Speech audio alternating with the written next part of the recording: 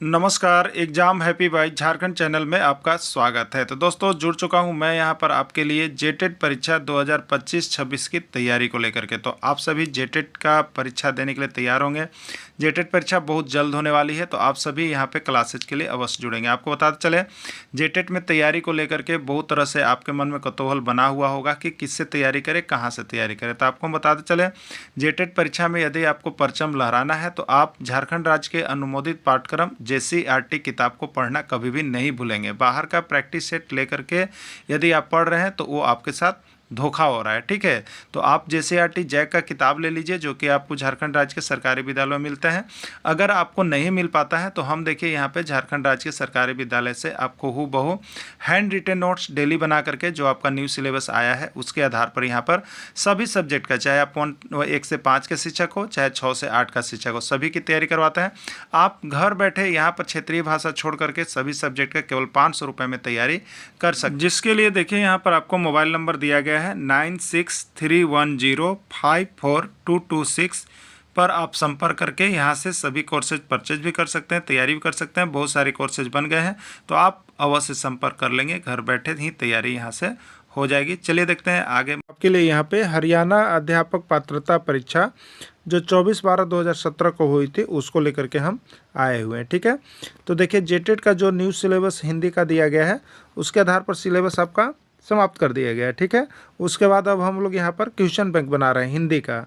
तो उसी कड़ी में हम यहाँ पर हरियाणा के अध्यापक पात्रता परीक्षा को लेकर के आए हुए हैं। इसके पहले हरियाणा में जो 2020 में परीक्षा हुई है और जो 2022 में हुआ है, दोनों का क्वेश्चन बैंक करवा दिया गया है, ठीक है। हम लोग यहाँ 2017 में जो हुआ है उसको अभी देखेंगे। चलिए, जिस तरह से देखिए आपका झारखंड में हिंदी और इंग्लिश मिला करके 30 नंबर का होता है, उसी तरह से हरियाणा में भी आपको हिंदी और अंग्रेजी मिला के 30 नंबर का होता है। तो इसमें हिंदी कितना होता है 15 नंबर का और अंग्रेजी 15 नंबर का होता है। उसी तरह से आपका भी झारखंड में है। चलिए, प्रश्न है, राधिका बहुत तेज चलती है, वाक्य में तेज का पद परिचय होगा। वाक्य में तेज क्या है आपको उसका बारे में बताना है। क्रिया विशेषण चलती है की विशेषता है, क्रिया विशेषण राधिका की विशेषता है, विशेषण राधिका की विशेषता है या प्रविशेषण, ठीक है। तो राइट आंसर इसका ए होगा, जो क्रिया विशेषण चलती है उसकी विशेषता है, ठीक है। क्रिया विशेषण जो चलती है उसकी विशेषता है। अगला है, समासिक पदों में निहित समास के विषय में अनुपयुक्त विकल्प है। यश प्राप्त कर्म तत्पुरुष होगा, मद माता अपदान तत्पुरुष होगा, आनंद मग्न अधिकरण तत्पुरुष होगा और सत्याग्रह संप्रदान तत्पुरुष होगा, ठीक है। तो इसमें कौन अनुपयुक्त है कौन गलत है वो आपको बताना है। चलिए एक एक करके हम लोग इसको देखते हैं। यश प्राप्त, इसका मतलब हो गया जो यश को प्राप्त करता है उसको यश प्राप्त कहते हैं। तो को किसका चिन्ह होता है, कर्ता ने कर्म को। देखिए कारक वाला भी आप देख लीजिएगा, कारक के आधार पर ही यहाँ पे समास का तत्पुरुष का भेद चलता है, इसलिए कारक आपको पढ़ाया गया है। कारक का सब विभक्ति चिन्ह याद रखिएगा, ठीक है, तभी आप कुछ कर पाइएगा। तो ये तो सही है। मद माता मतलब मद से जो माता है, ठीक है। तो ये देखिए अपदान तत्पुरुष नहीं है, ये करण तत्पुरुष है, ठीक है। आनंद मग्न, आनंद में मग्न, आनंद मग्न कह दिया, आप विग्रह कीजिएगा तो होगा आनंद में जो मग्न रहता है उसको आनंद मग्न कहते हैं। और में या पर जो है किसका विभक्ति चिन्ह होता है, अधिकरण तत्पुरुष का होता है। तो ये भी सही है, ठीक है। अगला है सत्याग्रह, सत्याग्रह इसको हम लोग क्या कहते हैं, सत्य के लिए जो आग्रह है सत्याग्रह। तो यहाँ पे के लिए किसके लिए आता है, संप्रदान तत्पुरुष के लिए। तो राइट आंसर डी होगा, ठीक है। तो ये भी डी है, तो डी भी सही है, सी भी सही है, ये भी सही है, उपयुक्त है। तो अनुपयुक्त कौन हुआ, तो ये बी हुआ, ठीक है। क्या हुआ, बी, राइट आंसर इसका बी हो जाएगा। 33, संधि प्रक्रिया में किन्हीं दो स्वरों के स्थान पर एक स्वर होना एकादेश कहलाता है। किस विकल्प में इस प्रक्रिया का पालन नहीं हुआ है? किस प्रक्रिया में इसका पालन नहीं हुआ है? ठीक है, सागरोर्मी, एकैव, द्वारकेश या अध्यादेश। ठीक है, तो देखिए 2 स्वरों के स्थान पर 1 स्वर होना, ये किस में नहीं पालन हुआ है?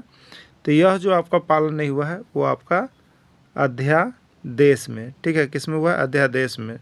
अध्यादेश में देखिए होता है अधि जोड़ आदेश, अधि जोड़ आदेश होता है। ठीक है, यह यन संधि है। एकादेश अर्थात 2 स्वरों के स्थान पर 1 स्वर हो जाने का उदाहरण नहीं है। ठीक है, चलिए, मुहावरे की विशेषता है। मुहावरे की विशेषता है ए, रूढ़ अर्थ में प्रयोग किया जाना, बी, इनकी रूप रचना का अपरिवर्तित रहना, सी, वाक्य में लिंग वचन तथा कारक में परिवर्तित होना, डी, वाक्य में क्लिष्टता उत्पन्न करना। क्या होगा इस मुहावरे की विशेषता? ठीक है, तो देखिए 34 का राइट आंसर बी हो जाएगा कि इनकी रूप रचना का अपरिवर्तित रहना। और इनकी रूप रचना जो है ये अपरिवर्तित रहती है, ये मुहावरे की विशेषता है। यह घर मेरा है, यह घर मेरा है, वाक्य में रेखांकित पद है। रेखांकित पद यह है, ये क्या है? निश्चयवाचक सर्वनाम, निश्चयवाचक सार्वनामिक विशेषण, अन्य पुरुष सर्वनाम या विशेषण। ठीक है, क्या होगा इसका राइट आंसर आपको बताना है। 35 है, यह घर मेरा वाक्य है, वाक्य में यह कैसा है? तो वाक्य में यह जो है निश्चयवाचक सर्वनाम है। कैसा है? निश्चय है, एकदम निश्चित बोला जा रहा है कि यह घर जो है मेरा है। तो देखिए आपको जो हम सर्वनाम पढ़ाए हैं उसमें सारा कुछ डिटेल्स आपको कर दिए हैं, देख लीजिएगा। तो निश्चयवाचक सर्वनाम होगा, राइट आंसर इसका ये हो जाएगा। ठीक है, चलिए 36 नंबर को देखिएगा। 36, किस विकल्प में या प्रत्यय का प्रयोग हुआ है? 36 नंबर देखिएगा, किस विकल्प में या प्रत्यय का प्रयोग हुआ है? ठीक है, देखिए कटैया, धुनिया, चरवाई, दर्शनीय। ईया प्रत्यय ये लगाना है। तो देखिए यहाँ पे धुनिया, धुनिया है तो धुन है, इसमें ईया लगा है। ईया लगाने पर इसका चिन्ह हर्षी के रूप में होता है। जैसे आपको कनिक को लिखा है, कनिक, तो इसमें कौन होगा? कन जोड़, देखिए इधर से है तो एक होगा, एक, तो एक प्रत्यय हो गया। तो ईया, तो कन्या बोलेगा तो कन जोड़ ईया, तो इसमें किस में है? तो ईया प्रत्यय बी, धुनिया में है। चलिए राइट आंसर, किस शब्द में तद्भव उपसर्ग जुड़ा हुआ है? किस शब्द में तद्भव उपसर्ग जुड़ा हुआ है? अपशकुन, अंधिकार, अनमोल या अनंग। किस शब्द में तद्भव उपसर्ग जुड़ा हुआ है? ठीक है, देखिए यहाँ पे तद्भव उपसर्ग जो जुड़ा हुआ है वो आपका देखिए अनमोल है। ठीक है, अनमोल, इसमें तद्भव उपसर्ग जुड़ा हुआ है। समासिक पद व विग्रह वाक्य की दृष्टि से असंगत विकल्प को चुनिए। समासिक पद ना, सामाजिक लिखा गया है, समासिक होगा। विग्रह वाक्य की दृष्टि से असंगत विकल्प चुनिए। कुशासन, कुश से निर्मित है जो आसन। हिमालय, हिम के लिए आलय। विद्यालय, विद्या के लिए आलय। बलि पशु, बलि के लिए पशु। ठीक है, असंगत कौन इसमें मैंने गलत आपको लग रहा है वो बताना है। ठीक है, हिमालय, हिम के लिए आलय। विद्यालय, विद्या का आलय। बलि पशु, बलि का पशु। ठीक है, तो इसमें हिमालय होगा जो असंगत है। ठीक है, हिमालय यानी बर्फ का घर होता है। वाक्य में एक ही प्रकार के पद या पदबंतों को पृथक दर्शाने के लिए प्रयोग किया जाता है।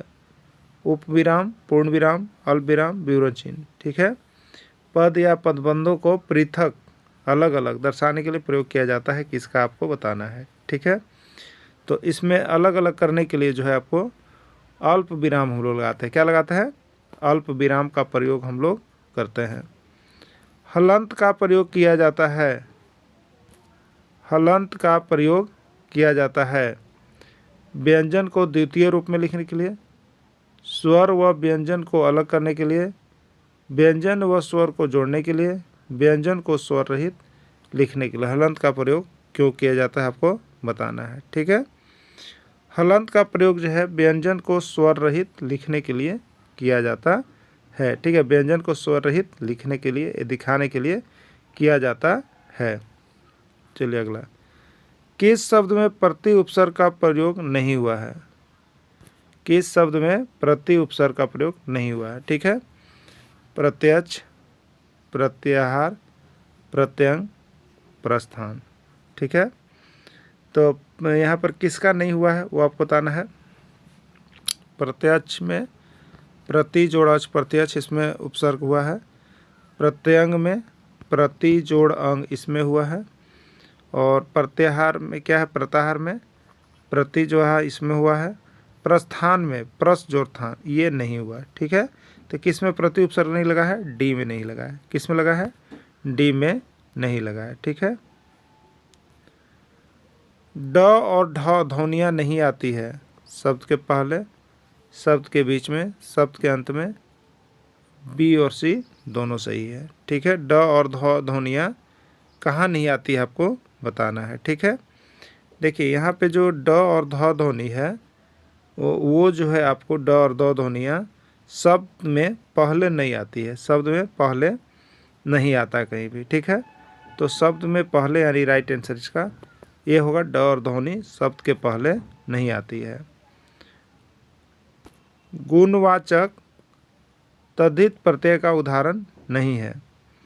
गुणवाचक तद्धित प्रत्यय का उदाहरण नहीं है। मानसिक, प्यारा, तापसिक, सानिध्य। ठीक है, गुणवाचक तद्धित प्रत्यय का उदाहरण नहीं है, आपको बताना है। ठीक, तो सानिध्य शब्द में नहीं है, शेष तीनों गुणवाचक तद्धित प्रत्यय का उदाहरण है। ठीक है, राइट आंसर इसका सानिध्य है। वह दूध पी रहा है, वह दूध पी रहा है वाक्य में रेखांकित पद है। व्यक्तिवाचक संज्ञा कर्ता कारक, व्यक्तिवाचक संज्ञा कर्म कारक, जातिवाचक संज्ञा कर्ता कारक, जातिवाचक संज्ञा कर्म कारक। ठीक है, कौन सा आपको बताना है? दूध व्यक्तिवाचक संज्ञा कर्म कारक है। ठीक है, व्यक्तिवाचक संज्ञा कर्म कारक है आपका इसमें, तो राइट आंसर इसका 44 का बी हो जाएगा। अगला है, किस शब्द का संधि विच्छेद अशुद्ध है? कौन सा शब्द का संधि विच्छेद जो है अशुद्ध है, गलत है? शक जोड़ अंधु शकंधु, पतत जोड़ अंजलि पतंजलि, प्रभु जोड़ दयाल प्रभु दयाल, नौ जोड़ रात्रि नवरात्रि। कौन सा अशुद्ध है आपको बताना है। ठीक है, तो देखिए इसमें प्रभु जोड़ दयाल प्रभु दयाल जो है यह संधि विच्छेद अशुद्ध है, बाकी जो है आपका सही है। ठीक है, तो इस तरह से हम लोग सारे राज्यों के शिक्षक पात्रता परीक्षा में जो प्रश्न आए हैं उसको आप लोग देख लीजिएगा। बाकी नीचे देखिए इसका आंसर शीट आपको PDF में दिया हुआ है। जो भी चाहते होंगे 99 रुपये में यहाँ पर पूरा सिलेबस के साथ आपको क्वेश्चन बैंक, उसका PDF वीडियो सब कुछ हिंदी का मिल जाएगा न्यू सिलेबस के आधार पर। तो आप सभी ले लेंगे और 500 रुपये में पूरी तैयारी हो रही है। जुड़ जाएंगे, वीडियो के अंदर जुड़े रहें। धन्यवाद।